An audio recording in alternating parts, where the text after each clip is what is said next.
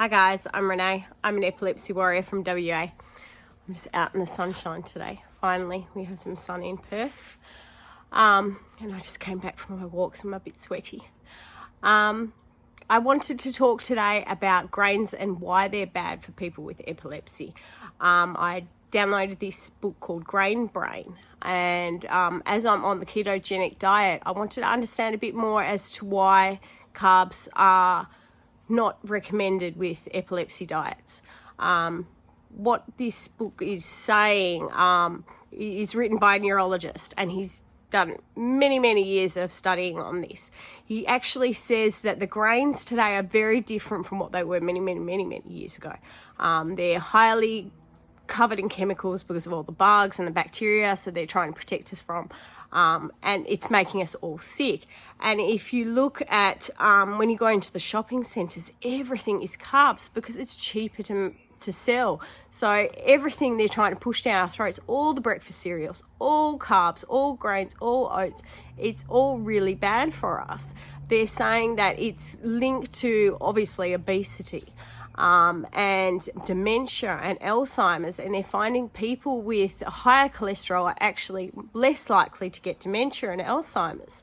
And they're saying that that's why a high-fat diet is recommended for people with epilepsy, because the grains are really bad and carbohydrates are very bad for people with epilepsy, especially with our brains being made up of 95% fat. So the high-fat diet is very good for people with epilepsy.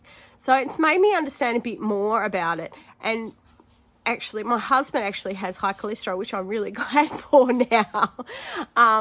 But he eats a high-carb diet. And what I'm trying to do is get my family not to eat as much carbs. Like my daughters eat, toast for breakfast. I have Wheat Bix for breakfast, and I have a sandwich for lunch. And so what I'm starting to see is, everything is pushed down our throats because it's cheaper. The carbs are cheaper for you to eat. So they want you to keep eating that. The sugar is so bad for you.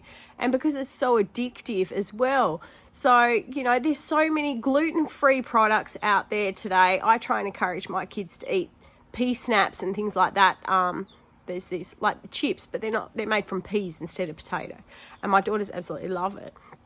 I'm trying to get them off slowly, not to the keto level, but just not as much carbs in their diet, because as this doctor says, our bodies are designed to burn fats, not carbs. But today, because everything we eat is carbs, you walk into a shop, all you see is potato chips, you see sandwiches, you see sausage rolls, you see, lollies, and that's all you see in there. I go in a shop, I can barely buy anything. I can buy beef jerky, that's about it, and a protein drink or a bottle of water. That's about all I can buy, because everything is catered for the carb diet.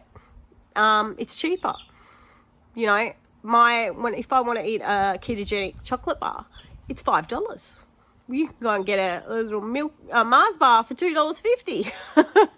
So, they're catering to those sorts of diets, which are really bad for us, and why we're finding so many people with diabetes and so many people with obesity. But now they're saying how much damage it is doing to the brain in this book. It's actually really good. People should read it, and definitely look into it. I mean, a ketogenic diet is very hard to do. It's not easy. I won't tell you it's easy, because it's not. But even if you just cut down as many carbs as you can, you probably have toast in the morning and then you have a sandwich for lunch. Just try and cut it down. Eggs are good for you. They're healthy fats. They tell you how bad they are, but actually it's healthy fats. There's lots of healthy fats out there. Avocado, healthy fat. All these things are good. There's just so many bad things out there. So much misinformation.